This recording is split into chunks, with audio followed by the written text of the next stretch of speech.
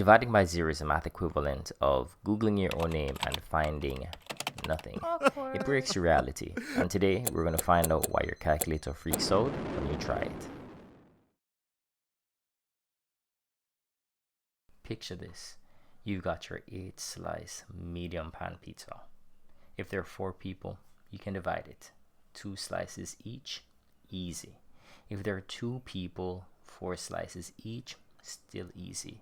If there's just you get all 8 slices, delicious, totally fine, you greedy bastard. But no, imagine there are 8 slices, but there's no one to give them to. No friends, no you, no crowd. Just a ghost pizza floating in empty space. How do you give 8 slices to 0 people? You can't, and the question stops making sense before the math even starts. Okay, here's a mathematical reason. Division is just the opposite of multiplication.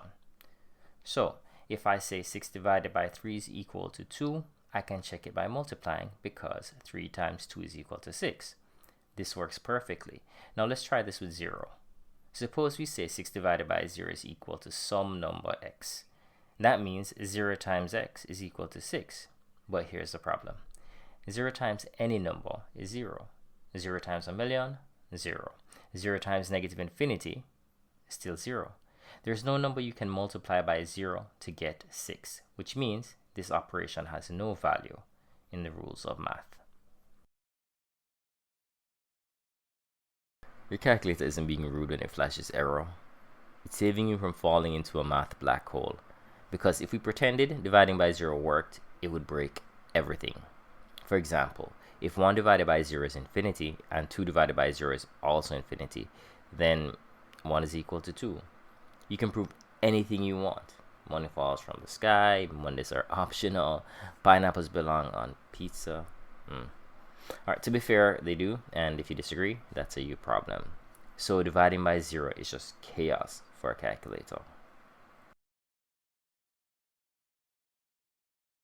Here is the easiest way to see it. Take a graph of y is equal to 1 over x. As x gets closer to 0 from the positive side, y shoots up toward infinity. From the negative side, it dives towards negative infinity. There's this giant gap at 0, like a canyon in the middle of the math world, and you just can't jump it.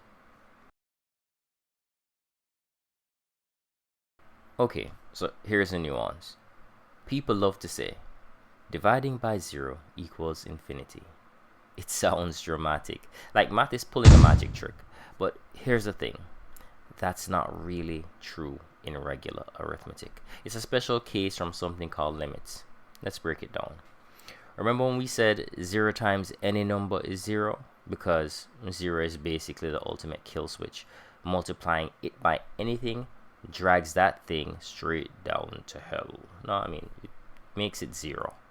Which means, as we discussed, there's no number in existence that makes 0 times x equal to 6. That's why mathematicians don't say the answer is infinity. They say the operation is undefined. It's like math throwing its hands up and saying, nope, not playing that game. So where does infinity come from? Infinity happens in limits.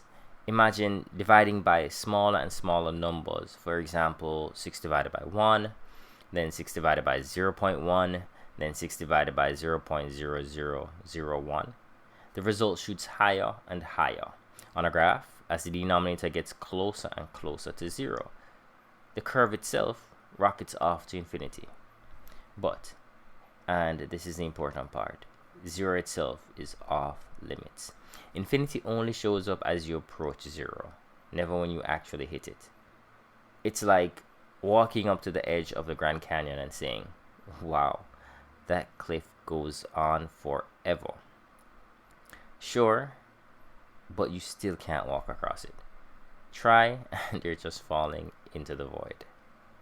So yeah, dividing by 0 isn't just a bad idea, it's mathematically legal. Pizza laws, multiplication logic, and the entire universe depend on it. So the next time you're tempted to try it, just remember, you're not breaking a rule, you're breaking math itself, and that's just rude. drop a comment, and don't forget to like and subscribe.